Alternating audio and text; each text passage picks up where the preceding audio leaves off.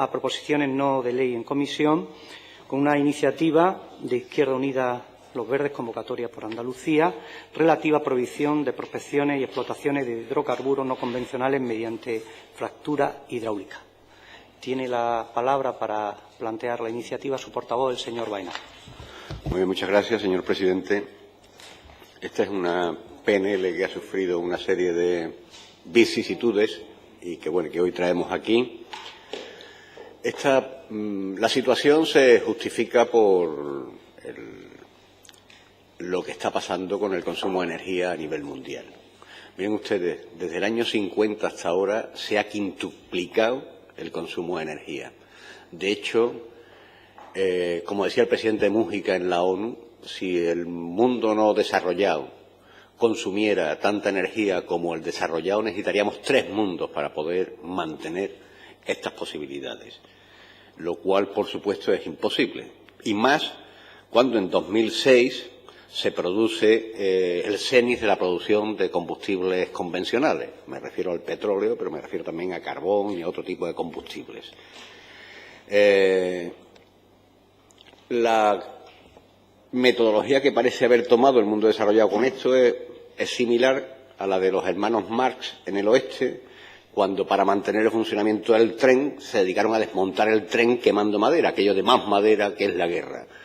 Pues se trata, en este caso, no de criticar el modelo energético que estamos siguiendo, no plantear la imposibilidad de seguir manteniendo ese consumo energético y, por supuesto, no la exploración del uso de energías renovables y no contaminantes, sino aprovechar el incremento de costes, el mayor precio de la energía para explorar posibilidades de combustibles fósiles que hasta ahora no eran rentables porque no podían competir con el precio del petróleo. Curiosamente, durante este tiempo se ha ido dando también un efecto que ha sido la disminución de la tasa de retorno energético. Para conseguir un determinado tipo de combustible tenemos que aplicar una determinada cantidad de energía. A la razón o al cociente entre la energía que se aplica y la energía que se consigue se le llama tasa de retorno energético. Bien, pues esa tasa de retorno energético ha ido disminuyendo de manera considerable, tanto en el petróleo, que cada vez exige mucha mayor inversión energética para sacarlo, como muchísimo más en este tipo de combustibles no convencionales. De hecho, la tasa de retorno energético del petróleo convencional está ahora mismo en un 10, cuando empezó siendo un 100 al comienzo de su extracción, y la tasa de retorno de los combustibles no convencionales, en concreto del gas de esquisto o del gas de pizarra, está en torno al 3,40 y tantos %. Efectivamente, se ha comprobado que existen bolsas de gas, bolsas de combustibles en estratos profundos de la Tierra que requieren determinadas fórmulas de extracción, fórmulas que es las que nos hacen plantearnos que junto al mantenimiento de un modelo energético a todas luces insostenible, junto con los problemas que provoca la utilización de las técnicas, en este caso concreto la técnica de fracturación hidráulica, nos hacen presentar esta proposición no de ley. En la fracturación hidráulica ustedes saben que lo que se hace es realizar perforaciones en el terreno, primero vertical y después horizontalmente, e inyectar a presión, a gran presión, importantes cantidades de agua en la que se disuelve, en la que llevan arena y además muchas otras sustancias tóxicas que, curiosamente, el lobby americano consiguió sustraer de las inspecciones medioambientales y, por tanto, no tienen que contar cuáles son las sustancias que forman parte de ese combinado que se utiliza para garantizar, efectivamente, que ese gas se puede extraer de la pizarra. Les doy algún ejemplo. Pues llevan ácidos que limpian de cemento y lodo la perforación, biocidas para prevenir el crecimiento microbiano fomentado por gases como el sulfídrico, que podría contaminar el metano, disolventes, geles y reticulantes para aumentar la viscosidad del fluido de fracturación y reducir las pérdidas del mismo en la fractura, inhibidores de corrosión, inhibidores de escala para controlar la precipitación de carbonatos y sulfatos en el pozo, reductores de fricción, surfactantes. En realidad, y si le ponemos nombre, pues llevan tóxicos como el trimetibenceno, el 1,3-propanodiol, el butosiestanol, que son tóxicos cancerígenos como el dioxano, el formaldehído, los hidrocloruros de hidroxilamina, naftalina, mutagénicos como la acrilamida, el benceno, el óxido de etileno, y con efectos sobre la reproducción como la formamida, el tetraborato, decahidrato de sodio, la tiourea, el tolueno. Además de la utilización de este tipo de sustancias, hay muchas otras consecuencias en la utilización de esta técnica que consisten fundamentalmente en un impacto importante sobre el agua. Estamos hablando de que casi todas las solicitudes de estudio en Andalucía se han pedido en la cuenca del Guadalquivir. No es casual porque, entre otras cosas, es que necesita un montón de agua, muchísima agua, para poder realizar las tareas de fracturación de la pizarra. Y os recuerdo que el Guadalquivir es una cuenca con déficit hídrico aumentado desde la aprobación del plan hidrológico de manera unilateral por la Confederación Hidrográfica del Ministerio de España. Por tanto, hay un sobreconsumo y agotamiento de fuentes del agua, alteraciones del paisaje, desmontes de tierra y nuevas carreteras, pérdida de suelos cultivables y forestales, fugas por escape y accidentes en la planta y en el transporte, incendios y explosiones en pozo, planta, gasoductos y transporte, contaminación del suelo, contaminación del agua. Miren, solo sale del agua que se inyecta en el pozo, solo sale entre un 30 y un 45% de agua con el gas disuelto. Por lo tanto, el otro 60% queda en el fondo, contaminando necesariamente pues las aguas subterráneas y provocando pues efectos como yo les recomiendo que vean en YouTube, como los vecinos de fracturación pueden conseguir que el agua del grifo arda arrimándole una mechilla, una cerilla, porque llevan disuelto metano, benceno, etcétera, etcétera, ¿no? Aparte de eso, incremento del tráfico y, claro, favorecimiento, como es natural, del cambio climático, porque tengan ustedes en cuenta que el gas que se extrae, el metano, es como bastante más provocador de cambio climático que los habituales.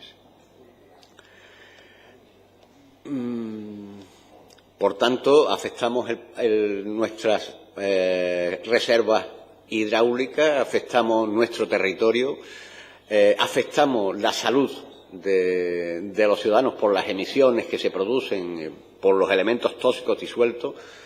Les recuerdo que gran parte del agua se deposita, el agua que se extrae se deposita en unas balsas de las que hay escape, que en ocasiones se ventean para asegurar la desaparición del metano y del benceno, con lo cual a la atmósfera pasan directamente metano y benceno, y que por percolación, por escapes y demás, estas aguas van a contaminar también el territorio sobre las que se asientan, estas balsas.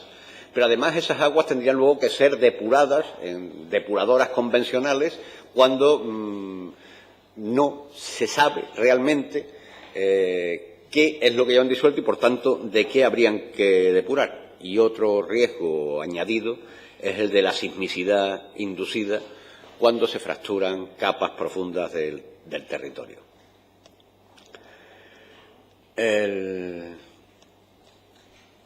Y finalmente,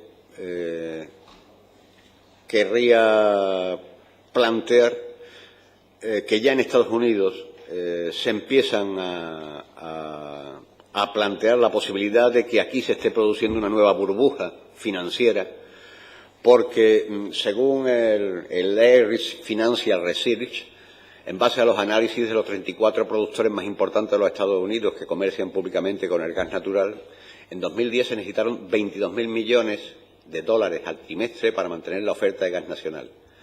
Como el flujo de caja para estas empresas es de 12.000 millones de dólares trimestrales, se arroja un déficit de caja trimestral de 10.000 millones. Por ello, las compañías tienen que pedir dinero prestado o vender activos en acuerdos de empresas conjuntas para aumentar la caja y poder seguir perforando. 46.500 millones de dólares en 2011. Le rogaría que fuese concluyendo su intervención. En fusiones y adquisiciones. Por lo tanto, por mantener un modelo energético insostenible, por significar una agresión a nuestro territorio, a nuestras posibilidades de seguir manteniendo la agricultura y la agroalimentación como pilares del desarrollo andaluz, ante la posible amenaza a la salud directa e indirecta de los humanos y de los seres vivos que hay en los alrededores, ante la insostenibilidad económica del sistema, es por lo que proponemos que en Andalucía se regule de manera lo suficientemente estricta como para impedir que este tipo de procedimientos se utilicen. Muchas gracias. Miren ustedes, el Estado de Nueva York ha prohibido el uso de la técnica de fracturación hidráulica en su territorio. El Estado de Quebec y Nueva Escocia en Canadá. Rumanía, Checoslovaquia, Alemania, Francia han prohibido ese tipo de técnicas en sus territorios. Pero en España, La Rioja, gobernada no por la izquierda, no solo lo ha prohibido, sino que ha producido una ley antifracturación hidráulica. Están en contra de fracturación hidráulica también el gobierno de Cantabria, el gobierno de Asturias, el gobierno de Navarra. O sea que parece ser que no es una cuestión que concite ese grado de unanimidad por parte de la derecha, incluso de la derecha española. Y tiene usted razón, mire usted, el modelo energético actual, el consumo, la forma de vivir es insostenible. No se puede plantear seguir creciendo de esa manera porque no hay mundo capaz de soportarlo. Se trata de ahorrar, se trata de mejorar la eficiencia y se trata de buscar fuentes alternativas no contaminantes y renovables que nos permitan mantener esta cuestión. Efectivamente, la sismicidad inducida es algo que se ha estudiado en Estados Unidos, que es donde se está produciendo con mayor número. Pero permitirá usted que dude de sus afirmaciones sobre la sismicidad cuando ahora mismo tenemos el problema del Castor, cuando se están produciendo, y con todos los estudios favorables de que se podrían allí depositar gas en aquellos depósitos, y tenemos de todo el levante absolutamente, bueno, efectivamente, levantado por la aparición de fenómenos sísmicos atribuidos directa, científicamente, a inyecciones de gas en los depósitos. Por lo tanto, pero es que antes de empezar se había dicho que eso no iba a producir ningún tipo de efecto, los científicos estos que usted ha citado, y ahora resulta que tenemos a todo el levante levantado, como decía mi compañero Ignacio. A mí me recuerda, permítanme que haga otra referencia a otra película, si es que uno es de la cultura pop. En el año 1940 Walt Disney hizo Fantasía. En la película Fantasía retomaba una composición de Duca que se llamaba El aprendiz de brujo, que era un scherzo sobre una balada de Goethe. En ella Mickey Mouse aprendía de manera, pues así, a utilizar una escoba para que realizara el trabajo que él tenía que realizar. Los que hayan visto la película recordarán lo que ocurre ante la imposibilidad de controlar las fuerzas que había desatado el señor Mickey con la invocación a la escoba. Bueno, pues esto es un poco la posición del Partido Popular, esa predisposición a seguir manteniendo cuestiones que caracterizan desgraciadamente a nuestro mundo de desarrollo industrial, en el que el descubrimiento de los rayos X mató a sus descubridores, en que la energía atómica también terminó matando a todos sus descubridores, en que finalmente hemos despertado y desatado fuerzas que no tenemos capacidad de controlar. Y lo que estamos hablando es de un principio que se está imponiendo últimamente, es el principio de precaución. Mientras que no sepas realmente lo que puede pasar, estate quieto. Y esto es lo que decimos, que nos estemos quietos hasta que no se averigüe todo. Y entre otras cosas porque además, y como se decía antes, ese modelo energético es un modelo que ha demostrado su profunda obsolescencia, su fosilidad, como decía el señor Díaz Trillo. Por tanto, yo lo que ayer también se hablaba de, no hemos escarmentado de la burbuja inmobiliaria, que ayer el alcalde de Motril planteaba que ellos sí querían 200.000 más viviendo en la costa tropical. Bueno, aquí no nos enteramos, que no hay posibilidades de mantener ese desarrollo, ni financiera ni ecológicamente, si es que no es posible, si es que tenemos que pegar un parón a ese tipo de actividades. Bien, no creo que requiera mucho más. Sí, algo al gobierno andaluz tengo que decirle. Parece comprobado que los permisos de investigación sobre las posibilidades de existencia de gas no convencional que se han solicitado en Andalucía, pues por parte de las compañías que las presentan, en todas ellas plantean que no ven la posibilidad que se pueda llegar a plantear la fracturación hidráulica para extracción de gas no convencional. Curiosamente, en la comunicación, por ejemplo, de Oil and Gas a sus socios, les dice que en Andalucía están explorando porque hay posibilidades de conseguir gas no convencional. Yo creo que eso sería motivo suficiente para revocarle esas autorizaciones. Pero nos lleva a algo más. ¿La Administración nos conformamos con lo que nos dicen las empresas? ¿Los funcionarios, los técnicos, se conforman con leer un papel y decir es que dicen que no? Para eso no hacen falta ni funcionarios ni técnicos de administración. Un programa informático que diga pasa o no pasa. Y ya está. Incluso un programa informático medianamente modificado podría comparar eso con lo que están diciendo ellos en su junta de accionistas y en base a eso decidir. Hombre, que se note que la Administración vigila, no solo mira, sino que vigila.